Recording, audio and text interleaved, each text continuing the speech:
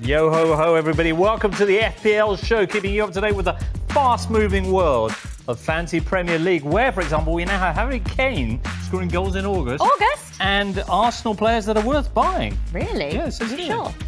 Interesting. Well, today we'll be getting the tips from Holly Shand from so much to cover in today's show.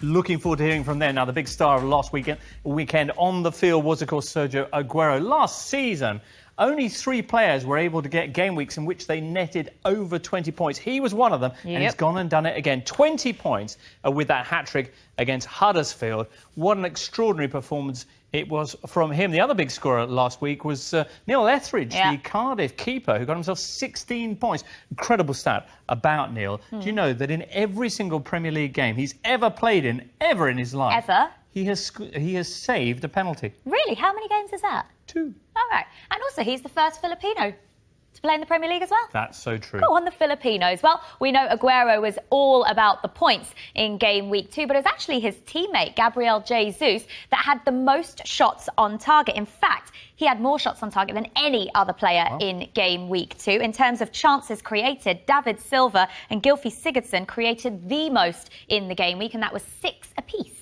Most transferred in player this week has been Richarlison of Everton after his 3 goals in 2 games so far. Just keep getting him in. In the last 5 days alone, 600,000 managers have brought him into their squad. Most transferred out for the second week in a row. Poor old Kevin De Bruyne.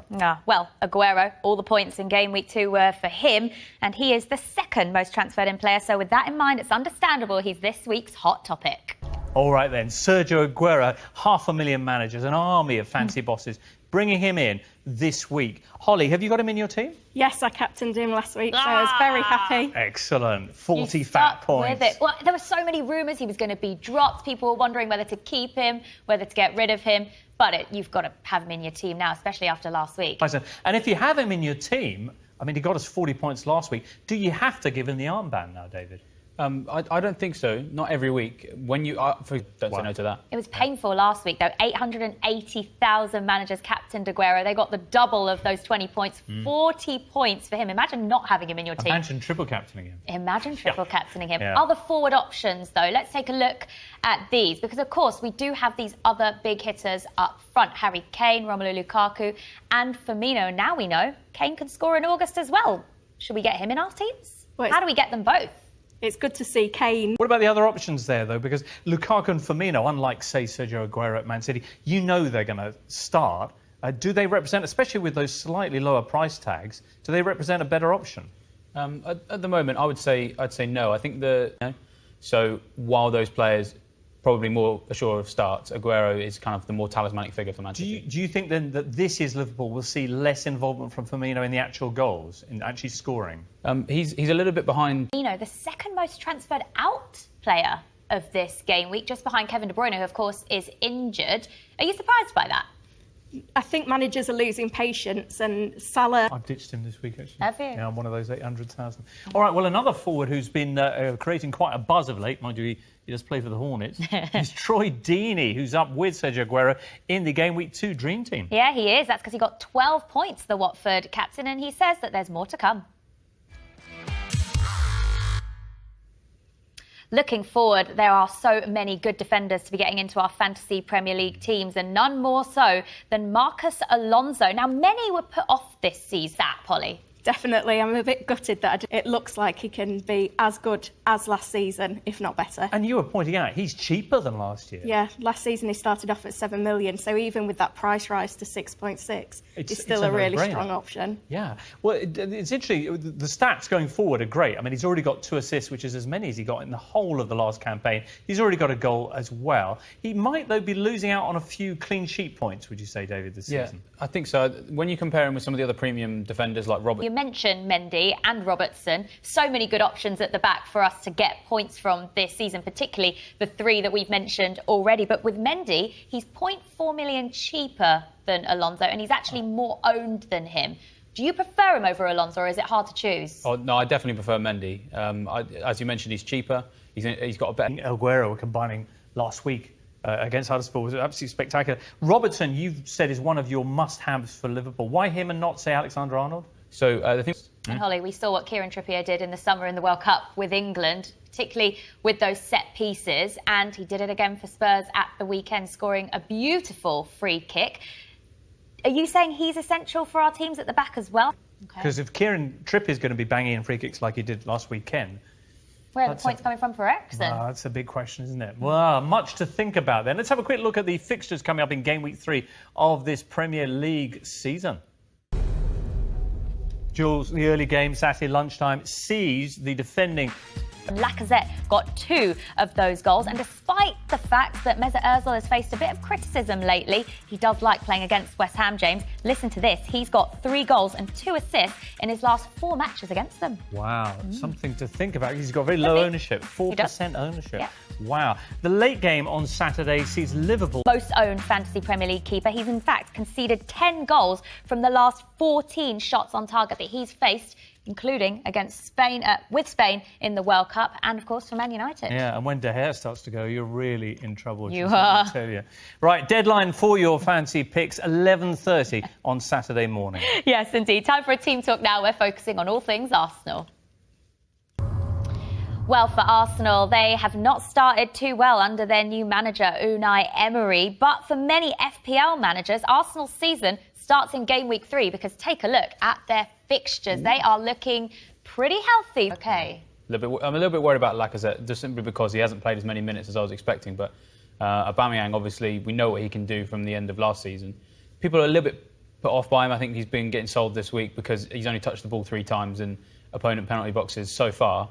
And he's had a couple of big misses. And he's had a couple of big misses too. But I think that this is the kind of game where he's going to come good. West Ham, quite poor away from home. They averaged 2.21 goals away from home conceded last season. So if Arsenal are going to kickstart a great run of fixtures with some big players like this, it's going to be West Ham at home. It's worth looking at. Do you know, Holly, 250,000 managers have sold Aubameyang since the start of the season. Wow. Do you think he should, like Aubameyang, start coming back now? Yeah. Okay. Well, people have been getting impatient, it seems, with the Arsenal forwards. But what about getting into this Arsenal team with the midfielder Mkhitaryan, because he is a lot better value at just 7.1 million, David? Yeah, so interestingly, he's actually matched Aubameyang for touches in the box and shots and goal attempts. Start of the season was whether he was actually going to be a regular starter. But it looks like Emery is going to count on. He's a little bit unsettled. I think Aubameyang and Mkhitaryan are going to stay in it. I think the one you'd be worried about probably Ozil. Sounds good. What about defenders? Are any Arsenal defenders worth considering, Holly? It's difficult to imagine too many clean sheets because they've looked so poor defensively. But going forwards, the fullbacks, Bellerin and Monreal. So it looks like assists will be coming. Monreal was a big scorer for them last year, 5 goals in the last campaign. Of course, change of management, changed slightly of style. Do you think he's going to be a threat going forward this year? He definitely poses that goal threat to us. At the minute, I prefer Bellerin in weeks. Good thing with Monreal, 0.8% ownership. So if you do get him in and he does anything, then you know that he's a good differential to have. Right, time for a quick break. In part 2, we're going to be putting your tweets to our guests today and finding out who we should be captaining for game week 3. Right, a little bit of FPL trivia to take us to the break as we ask you, which goalkeeper in the Premier League has saved more shots than any other so far this season? We'll have the answer for you in a couple of minutes' time. Hello, welcome back to the FPL show. James, what's the answer to our little teaser today? Oh, yeah, our fancy question. We asked which goalkeeper in the Premier League has saved the most shots so far this season. The answer is... I don't know, tell me. The answer is Fulham's Fabry. Ooh. He's stopped 15 shots so far, which has earned him a whopping 4 extra fancy points. Very nice. In on some of the players who have caught our eye in the last couple of game weeks. And let's start off with Danny Ings, Holly, because we've been wondering where Southampton are going to get their goals from. New signing Danny Ings gets his first start against Everton and gets a goal. He's definitely a good option if you're looking for a budget forward under 6 million. Ings averages a shot every 13.8 minutes. Wow. It's remarkable, isn't it? Would you get him in, David? He's on my radar. I haven't made my transfers yet this week, but when I do make them, he's better as well. Absolutely. Ings. Yeah. Yeah. Anyway, sorry. Let's have another question. Pedro. 2 goals in 2 so far. I know. Were you expecting that? Yeah, it's strange because the Community Shield game, we all kind of looked at that. People obviously getting Alonso into their team. Would you double up and have 2 Chelsea players? They've got some good fixtures, so I mean, they've got the fixtures that would justify it for now, personally, I think. Holly, have you got Callum Wilson in your team? No, I started the season with Josh King, as many managers did. It was a straight choice, I think, for a lot of managers. a lot of people now are swapping over to Callum Wilson because he's been looking We've excellent. both got him, haven't we, James? Maltese too. Right. So as long as he stays injury-free, he looks an absolute cert. Definitely. Another budget forward that's caught our eye is Mitrovic, and because of this stat, that he matches up with Aguero. Yeah, it's crazy. He's actually had more shots than Salah this season, and yeah, the only one who's had more shots than him so far is Aguero. So great company to be in for someone who's 6.5. The fixtures he's done that in as If you well. had to pick a budget forward right now, David, who would you go for? I think I'd go for Danny. Southampton, Holly, what do you think? I'm not as keen. No. No. Top thoughts. Well, Right. let's go back to Fulham now, and time to hear from the Cottagers captain, Tom Kearney. Indeed, he's only £5 million, but he's still feeling the pressure of his fancy Premier League price tag. We welcome your questions via Twitter @officialFPL. Many thanks to everyone who sent something in this week. We're going to go through one or two of them now. Rahul asks, I've just used my wild card. Who are the must-have players? Holly, Well, if we look across premium fullbacks, is there a must-have goalkeeper? I'm not sure at the moment. Oh, OK. Can't No. decide, David, Yeah. any for you? I'd echo what Holly said there, yeah, and it's tricky. Early wildcard use there, you tempted, James? I'm really tempted. I know, because we sit here, we hear all these great players. Yeah, I know. And you think, well, how am I going to get all them in? Wildcard. Some people have already played them. Some people Anyway, have. yeah. Anyway, Senor Giroud is asking, which 7 million striker is the best at the moment and why, David?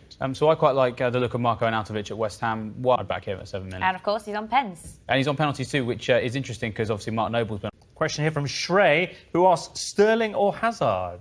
Holly. Personally, it's a wait and see for me with both of these on those two. Hazard is £500,000 cheaper than Sterling. Sterling was the second highest point scorer behind Salah last season, though, so we can't ignore him for too long. No, definitely one for the watch list there.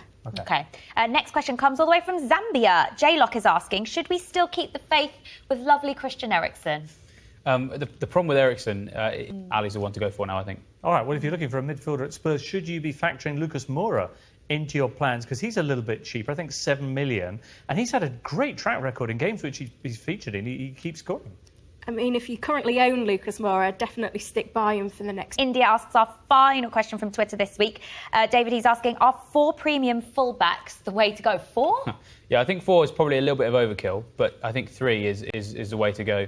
Mendy, Robertson and Alonso would be the 3 I'd pick if you were going to have 3 premium A fullbacks. lot of money to spend on defenders, though, isn't That's it? the thing, yeah. Yeah, I mean, it's strange. Holly, would you go along with that? Yeah, I'd say probably 3 at the moment with Mendy, Robertson and No. Play that wild card. All right, last big question to ask then before the game week gets underway, and that is who gets the armband? So time for captain picks. The question is it Salah or Mane against Brighton? Yeah, Salah is going to be who I'm going to go for, but there's a great case for Mane. I don't and captain him against Brighton. All right, but the guy who got us 40 points for captaining him last weekend, Sergio Aguero, surely he has to be in consideration. We've definitely got to consider Aguero. I think the home game just swings it the way. That dream in which we I did have that dream. So- Yeah. And I assume Aubameyang would therefore then be the kind of differential captain pick for this week in terms of those. But that's all we've got time for, guys. Thank you so much for your company. Deadline, James, 11:30 11:30 on Saturday morning, and then we'll be back next Thursday evening. So best of luck with your game week. We'll catch you next time. Cheerio. Bye.